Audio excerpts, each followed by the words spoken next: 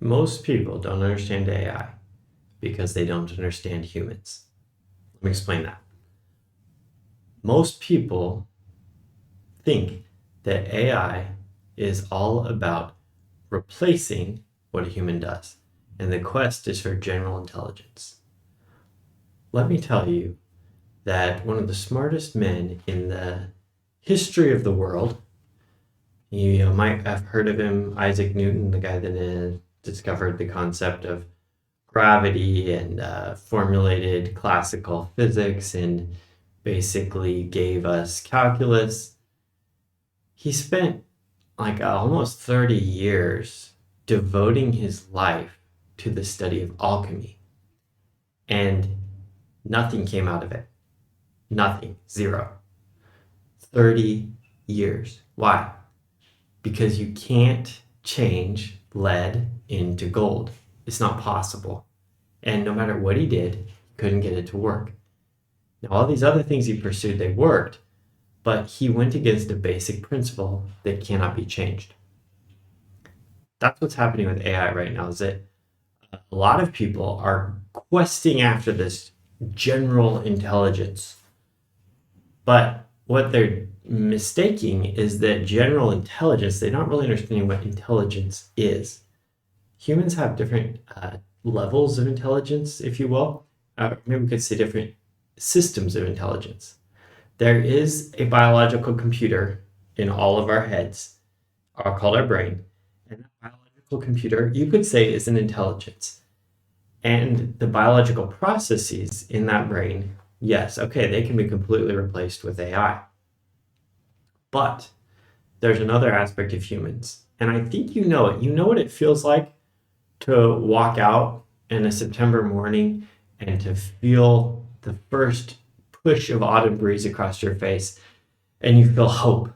That's not just a biological process. You're connecting with something beyond that. It's actually in your soul, in your spirit. When you walk into a room and you walked in and you're feeling great before you got there, and suddenly you feel extremely anxious once you get in there.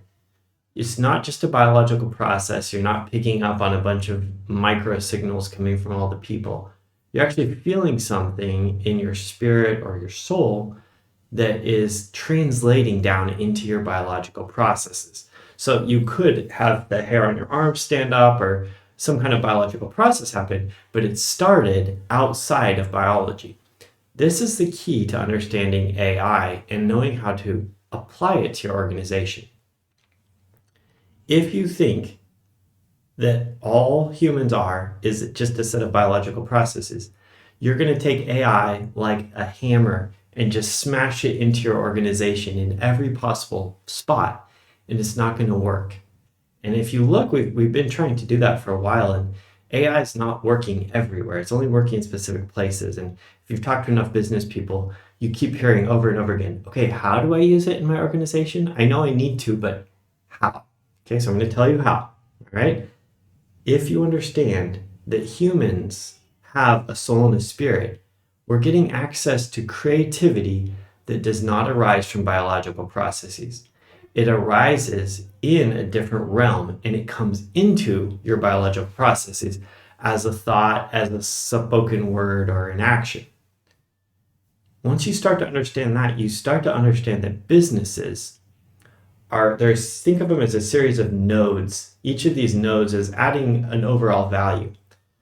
But the business itself, the thing that makes it special, is almost always a creative touch. Even like McDonald's, there's something creative. If you read the story of Ray Kroc, and you hear how he would obsess over the squishiness of the hamburger buns, and how he would be out there with a knife, or I think it was a knife, in the cracks in the sidewalk, digging out the plants, to the weeds, to make sure that his McDonald's was perfectly pristine.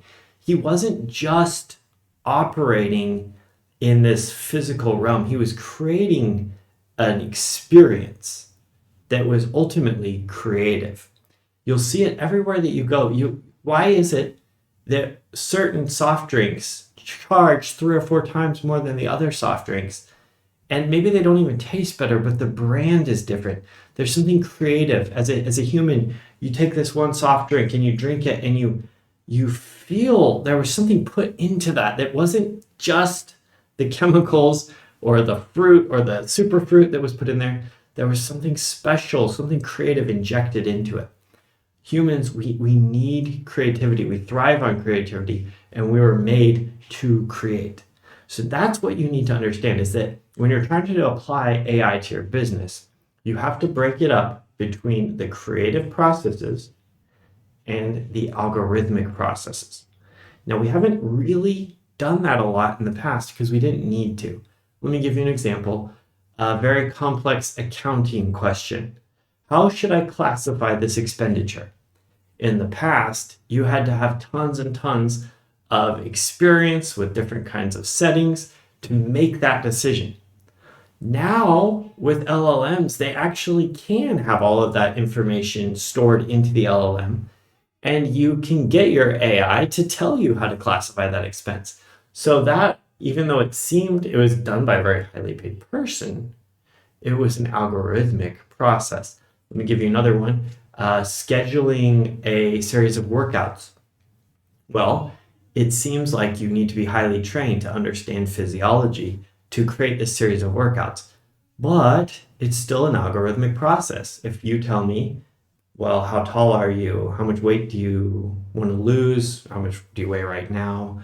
Do you have any medical conditions I should know about? Do you have any injuries? Those are all the inputs. And then I'm going to take my vast body of experience and I'm going to put those inputs through my vast body of experience, and I'm going to give you a workout plan. Okay, that's still an algorithmic process, so that can be replaced by AI. But now let's talk about creative processes. Here's a great one. Why is it that 5-star restaurants exist? I mean, there's nothing that seems more algorithmic than taking in ingredients, cooking them in a specific way, and pushing out an output. And yet, we know that there's something special about food that's been crafted by a chef, and we'll pay 10, 20, 100 times more for that food because creativity has been put inside of it. There's other processes in your business that are creativity, and I want you to know that you will not be able to ever get those successfully replaced by AI. If you try, you'll probably kill your business. So that's where you start. Take your business and map out all the processes, all the decision nodes that happen in your business, and identify, is this a creative or an algorithmic process? If it's a combination of the two, maybe cooking, for example, if you have a restaurant, you might need to break that node down further so that you can go, okay, this part of it's algorithmic, I can replace this with AI. This part is fundamentally creative, and I won't replace this with AI. Even if I could, I'm not going to, because it's what makes my business special. If you understand that, you're going to have a really good starting place to know how to get successful with AI in your business.